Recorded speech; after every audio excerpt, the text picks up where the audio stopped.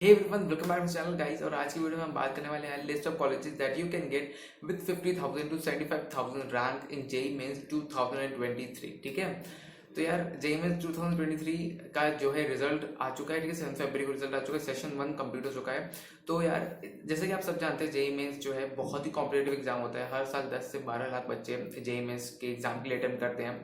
तो ये जो सेशन 1 कंप्लीट हो चुका है ना, मैं कहना चाहूँगा बहुत सारे लोगों के यार अगर 50,000 से 75,000 के बीच में रैंक आई है ना, तो फिर आप जेई एडवांस के लिए एलिजिबल हो। ठीक है, तो regardless of the rank general category वाले भी एलिजिबल हो सकते हैं, और आपके जो नीचे कैटेगरी के आएंगे ओबीसी, एससी, एसटी, ईडब्ल्यूएस, वो भी एलिजिबल है जेई एडवांस एग्जाम को देने के लिए, ताकि उनके लिए कोई गेट खुल सके आईआईटीज के लिए। ठीक है, आईआईटीज में एडमिशन लेने के लिए।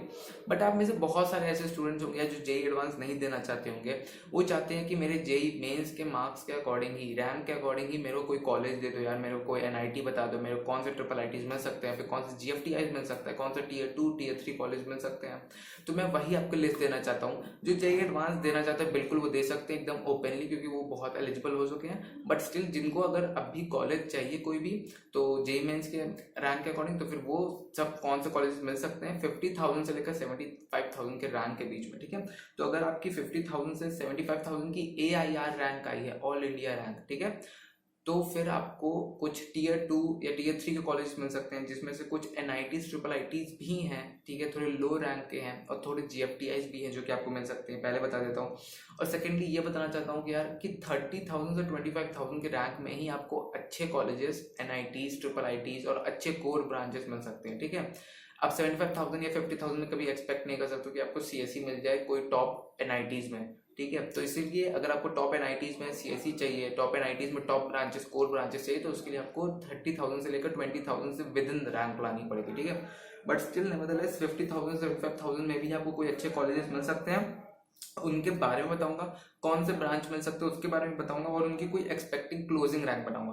ठीक है, और जो एक्सपेक्टेड क्लोजिंग रैंक रहेगी वो प्रीवियस ईयर के अकॉर्डिंग रहेगी, तो थोड़ी सी वेरिएशन कर सकती है। ठीक है, एज पर दी पास्ट ट्रेंड्स के अकॉर्डिंग है ये। तो चलो बात करते हैं बिना टाइम वेस्ट किए लिस्ट ऑफ कॉलेजेस की। नंबर 1 कॉलेज जो आपको मिल सकता है इस रैंक के रेंज में, 50,000 से लेकर 75,000 के रैंक के रेंज में जेई मेंस में, वो है नंबर 1 कॉलेज में doctor B R Ambedkar National institute of Technology. ठीक है, इसमें आपको पहला कॉलेज मिल सकता है, आपको बायोटेक्नोलॉजी और केमिकल इंजीनियरिंग आपको मिल सकते हैं, 2 ब्रांच मिल सकते हैं। ठीक है, और जो जो आपका सेकंड कॉलेज जो आपको मिल सकता है वो एनआईटी दुर्गापुर है। एनआईटी दुर्गापुर में आपको बायोटेक्नोलॉजी, मैकेनिकल इंजीनियरिंग और मेटलर्जिकल एंड मटेरियल्स इंजीनियरिंग मिल सकता है। ठीक है, जैसे कि मैंने पहले भी आपको कह चुका है कि एनआईटीज और ट्रिपल आईटीज में आपको हो सकता है तो लो रैंक मिलेंगी 50 से 75,000 में। ठीक है, और ये जो मेरे डेटा है ये प्रीवियस ईयर के पास ट्रेंड्स के बेस में है, तो थोड़ा सा वेरिएशन हो सकता है, बट स्टिल इसमें आप एक एक्सपेक्टेड अनुमान लगा सकते हो। ठीक है, तो एनआईटी गोवा भी आपको मिल सकता है 50 से 75,000 के रैंक में, और उसमें जो आपको ब्रांचेस मिल सकती है वो है civil engineering, computer science engineering, electronics and communication engineering और मैकेनिकल इंजीनियरिंग मिल सकती है। ठीक है, ठीक है, इसकी रैंक है 50 से 60,000 के बीच में। ठीक है, तो इतने में आपको मिल सकता है। आप अगर आपका एनआईटी हमीरपुर है, एनआईटी हमीरपुर में आपको इलेक्ट्रिकल इंजीनियरिंग मिल सकता है, इलेक्ट्रॉनिक्स कम्युनिकेशन मिल सकती है और मैकेनिकल मिल सकती है। तो अगर आपका एनआईटी मेघालय भी मिल सकता है आपको, उसमें सिविल इंजीनियरिंग ब्रांचेस मिलने की चांसेस है। आपको एनआईटी नागालैंड मिल सकता है, उसमें सिविल इंजीनियरिंग मिलने की चांसेस है। फिर पटना मिल सकता है, एनआईटी पटना, उसमें एमएससी फिजिक्स मिल सकता है 5 ईयर इंटीग्रेटेड में, तो उसमें तो मेरे को तो इतना कुछ नहीं दिखता। तो एनआईटी पुडुचेरी जैसे कॉलेज में आपको ईसी मिल सकता है और सीएससी मिल सकता है, कंप्यूटर साइंस। ठीक है, फिर एनआईटी रायपुर आ जाता है, रायपुर में आपको chemical, civil, electrical, mechanical engineering मिल सकता है। ठीक है, 64,000 55,000 के रैंक के बीच में। ठीक है, फिर आपको जो और कॉलेज मिल सकता है वो एनआईटी अरुणाचल प्रदेश है। ठीक है, उसमें सीएससी मिल सकता है और सिविल इंजीनियरिंग भी मिल सकता है। ठीक है, फिर एनआईटी मिजोरम भी आपको मिल सकता है, उसमें मैकेनिकल इंजीनियरिंग मिलने के चांसेस हैं। आपको एनआईटी राउरकेला में आपको बायोटेक्नोलॉजी मिलने के चांसेस है। ठीक है, एनआईटी राउरकेला में आपको सेरेमिक और आपको बायोमेडिकल इंजीनियरिंग मिल सकता है और फूड प्रोसेस इंजीनियरिंग भी मिल सकता है। ठीक है, एनआईटी सिलचर भी आपको मिल सकता है, एनआईटी सिलचर में आपको civil engineering, electronics and communication, mechanical engineering मिल सकता है। ठीक है, एनआईटी श्रीनगर भी आपको मिल सकता है, श्रीनगर में आपको केमिकल, सिविल और ईसी मिल सकता है। Sardar Vallabh Bhai national institute of technology Surat, SVNIT Surat जिसे हम कहते हैं, उसमें आपको आपको उसमें मिल सकता है फिजिक्स और आपको मैथमेटिक्स मिल सकता है। ठीक है, आपको केमिस्ट्री का कोर्स मिल सकता है, इसमें इंटीग्रेटेड 5 ईयर्स का कोर्स मिल सकता है। असम यूनिवर्सिटी में भी आपको बीटेक एग्रीकल्चर इंजीनियरिंग मिल सकता है। बिट मेसरा, बीआईटी मेसरा जिसे हम कहते हैं, बीआईटी मेसरा में आपको केमिकल और प्रोडक्शन इंजीनियरिंग मिल सकता है। आपको गुरुकुला कांगरी विश्वविद्यालय जो हरिद्वार में है, उसमें आपको इलेक्ट्रिकल इंजीनियरिंग मिल सकता है। आपको Indian institute of carpet technology है, उसमें आपको कारपेट एंड टेक्सटाइल टेक्नोलॉजी मिल सकती है, इंजीनियरिंग मिल सकती है, ठीक है। फिर उसके बाद national institute of foundry and force technology में आपको मेटलर्जी एंड मटेरियल्स इंजीनियरिंग में मिल सकता है, ठीक है। फिर उसके बाद आपको सांत लोंगवार इंस्टीट्यूट ऑफ इंजीनियरिंग टेक्नोलॉजी आपको मैकेनिकल और आपको केमिकल इंजीनियरिंग मिल सकता है, इतने चांसेस आपके। मिजोरम यूनिवर्सिटी भी है जो कि बहुत ही लो रैंक कॉलेजेस माना जाता है, इसमें civil engineering, electronics and communication engineering भी आपको मिल सकती है। School of engineering Tezpur University में आपको सिविल इंजीनियरिंग, इलेक्ट्रिकल इंजीनियरिंग मिल सकती है, ठीक है। फिर आता है आपका HNB गरवाही यूनिवर्सिटी जो आपका गहरवल में है, इसमें मैकेनिकल इंजीनियरिंग मिल सकता है। पंजाब इंजीनियरिंग कॉलेज में आपको सिविल इंजीनियरिंग मिलने के चांसेस हैं। पौंडीचेरी इंजीनियरिंग कॉलेजेस में आपको मैकेनिकल इंजीनियरिंग मिलने के चांसेस हैं।